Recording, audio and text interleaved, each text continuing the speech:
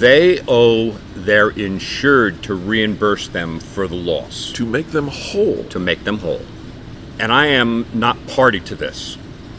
I do not have a contract with him.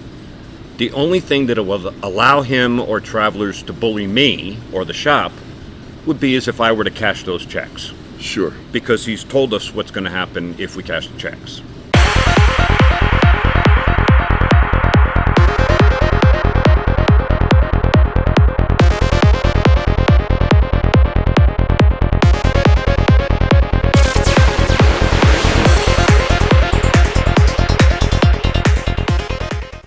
Hello everybody and welcome back to another episode of the Airing of Grievances. I'm Eric Reamer and the man himself, Robert Grieve, is in the house. Happy Saturday, folks. And welcome back. You just came back from Texas where you were attending, and the hospitality was just incredible. Absolutely. What a fantastic conference it was out there. And so we're glad that you're back, and just happy Saturday to you. Happy Saturday to you, my dear friends. Happy Saturday to you. Thank you to everybody in Texas that came up and said that you enjoy the show. It's heartwarming, so thank you for that. You betcha. If this is your first time visiting this channel, do us a favor if you would, please. Consider subscribing, and don't forget to click the notification bell. That gives you a little alert that says, hey, we're putting out another video. Of course, you can always just check your watch and your calendar. If it's a Saturday morning, it's 9:30 a.m., you know that we're probably presenting another episode of the Airing of Grievances. And if you're one of our old-time family favorites, we appreciate you for coming back and always participating. Everyone is welcome to chat with us live during the initial premiere. That's 9:30 a.m. in the Mountain Standard Time on a Saturday morning, as well as to put your comments in the comments below if you don't want to get up early with us. And we'd be happy to reply and respond to those as well. And of course, if you see something you like, hit the thumbs up button. We appreciate that. It tells YouTube that this is relevant content to share with others. All right, Rob. Man, I'm smiling because you're here, and I'm smiling because you're here. But my goodness, there's something we need to talk about that might wipe the smile off all our faces. It's possible. It's pretty aggravating. It's pretty aggravating. Good Lord, what is going on in the world of your life and the life of this body shop? But I'm sure if it's happening here, it's probably happening elsewhere. Yeah, coming to a theater near you soon. Well, we always like to tell our guests and our viewing audience, which again, it's guest-centric. You bet. You may get ugly emails and ugly letters and stuff that really makes you go, oh my God. Right. From insurance companies when you have a car at a incredibly reputable shop. Okay. And we received one of these types of emails, and it was sent to us, but copied to guest. So, the guest has got to be, what's going on here? Yeah. So I want to take a minute and read this, and then go back and unpack it a little bit. Okay. And see what you feel maybe is reasonable or not reasonable. Gotcha. So this is from an insurance adjuster. Mm-hmm. And he says, good afternoon. Thank you for responding regarding the fees charged for the 2022 brand new Lexus NX. As discussed, the requested fees are non-customary in the market and therefore unfair to our insured's policy. Unfair? Yeah. To their policy? Yeah.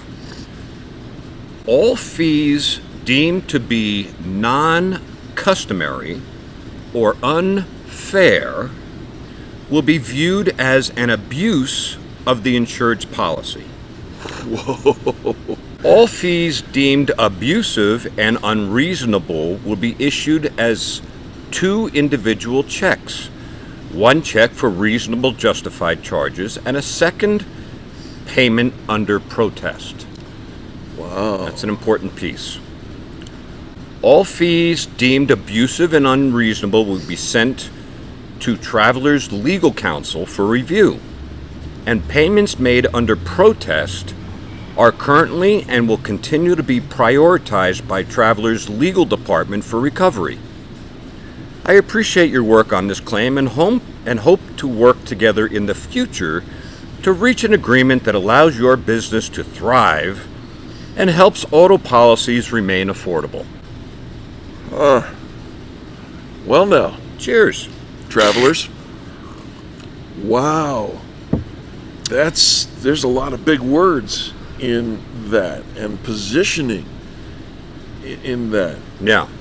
I don't think I've been with you for 12, 13, 14 years, something like that. I don't think I've ever heard of anything like that. Yeah, it's this is a new tactic, and you know, if you're a consumer and you got copied on a letter like this, you know, keep your ears open. There's probably more to it than the gobbledygook.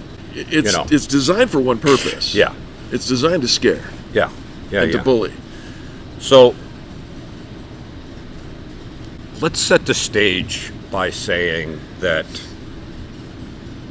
the shop has a contract with the consumer. Correct. Let's talk about our shop and many like us. We do not have any contracts with any insurers. We only have a contract with our guest. Sure. The insurance company, if it's a first party or you're the insured, has a contract with the insurer. Right. So we have a contract with a guest. Guest has a contract with the insurer. Yep. This gentleman is speaking directly to me, and I am not party to this. I do not have a contract with him. The only thing that will allow him or Travelers to bully me or the shop would be as if I were to cash those checks. Sure. Because he's told us what's going to happen if we cash the checks. So I'm not suggesting what anybody else should do in this situation as far as a repairer goes. I can tell you for sure that I will not accept their checks on this claim. Their obligation is to their insured. Correct. Not to me. Yep. I have no obligation to negotiate anything with them. They owe their insured to reimburse them for the loss. To make them whole. To make them whole. Not me. Right. Them. So I responded this morning and let them know that we will not be accepting any checks from them regarding this claim, and that they can send them to the guest, and the guest can pay us. So, because that's the way it works. Right. We have a contract with the guest. We deliver you a product, you pay us. That's how it works. That's how it works. Yeah. The insurer is to reimburse you, right, not us. That's their obligation. And this is just unbelievable that they would go through this. It's a mess. It's a mess. And, like, I don't know if they're trying to bully me or bully the guest or make me look bad or whatever it is, but it's not going to work. It's not going to work. And that's the thing. You know, when you sent this to me this morning and I looked at it, I was like, wow, I've never seen any chutzpah like that. Yeah. Right? And at the same time, it can't go well because, you know, it doesn't happen often, but if somebody has to take somebody to court, you've got documentation. Yeah, bring it. It's large. Yeah, bring it. And they have just what they want, but they won't show you any documentation for it. Just well, the things that they're calling unreasonable and unjustified and unfair and non-customary and abusive are all things that most other consumer-centric insurance companies have no problem with whatsoever.